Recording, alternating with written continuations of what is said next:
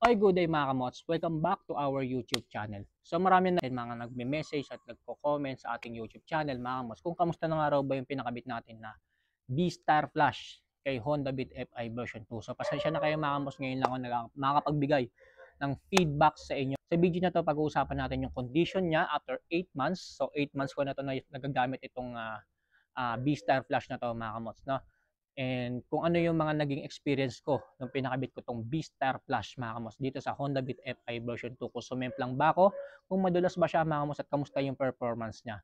So lahat yan mga kamos pag-uusapan natin in this video. Kaya naman wag na natin patagalin, simulan na natin.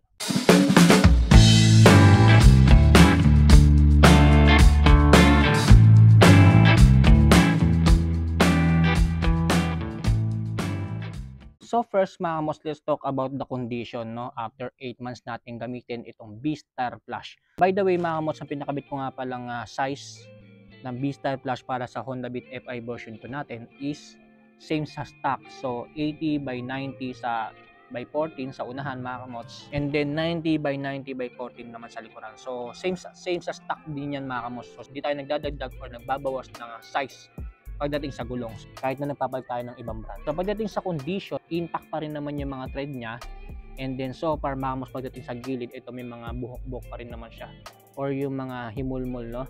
So hindi pa rin siya natatanggal. Pinakabit ko nga pala to mga kamots sa 10AB kasi meron doon tayo nakakuha ng murang kahit paano murang bigay ng B-Star Plus. Harap at likod niya mga kamots, package na, and then may libreng sealant, and then meron pito. So meron tayong video niyan mga kamots, panoorin nyo na lang sa mga nagbabalak magpalit ng gulong at subukan ng B-Star Plus mga kamots, na. So panoorin nyo na lang yung video na yan. Hindi pa naman siya nauupod, no?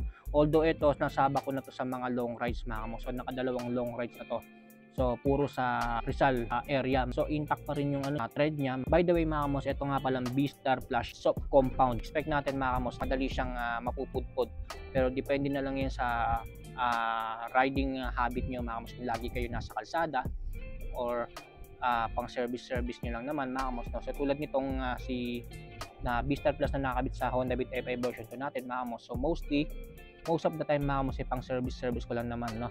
And then bibihira lang naman tayo mag long rides simula na nagpakabit tayo ng B-Star Flash. So pagdating naman sa rear side mga kamos ng gulong natin, ayan, hindi pa naman siya ganun kapudpod, no, after 8 months. And then mabanggit ko nga pala mga kamos, never pa ako nabutasan dito sa B-Star Flash sa loob ng 8 months, no.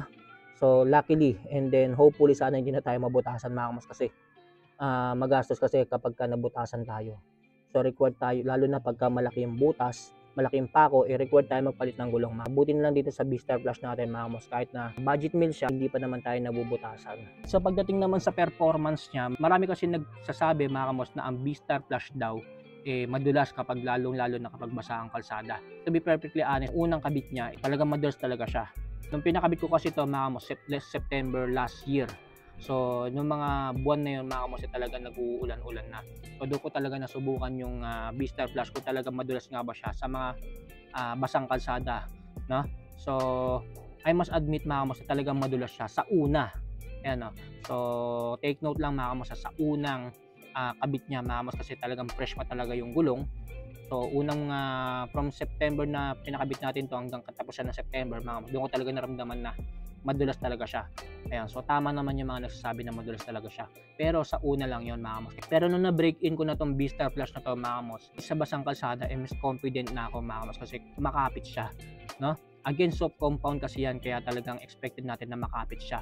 Pero disclaimer lang mga kamos, the more na makapit ang isang gulong, the more na mabilis mapudpod. So, well, para sa akin mga kamos, gusto ko talaga mas makapit talaga. And then given na talaga yung kapag sobrang kapit ng gulong mga kamos, mas madali mapudpod. Hindi na rin naman ako lugi mga kamos dahil sa presyo niya. Ayan, so budget meal lang kasi ang B-Star. So bukod sa Quick-Tar, itong B-Star mga kamos budget meal din. Ayan, so kung gusto niyo subukan ng ibang brand bukod sa Quick-Tar mga kamos, I must suggest na subukan niyo itong B-Star Flash. So I was hoping mga kamos na tumagal siya kahit mga 1 taon or 1.5 taon. Ayan. So, sa ngayon kasi mga kamos, nasa 8 months pa lang ang paggamit ko nito simula nung pinakabit ko tong B-Star Flash mga kamos. And then, kita nyo naman so far, goods pa naman yung thread niya. Hindi pa masyadong pudpod. And then, pagdating sa performance mga kamos, goods na goods din naman. Dalawang beses ko na yung nagamit sa long rides. and never pa akong sumemplang or dumulas dahil sa gulong na to mga kamos na.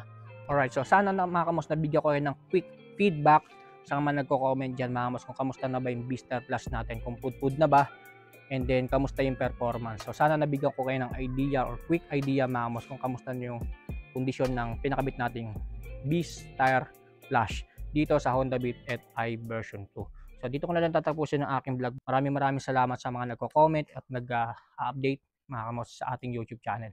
Stay safe, ride safe always.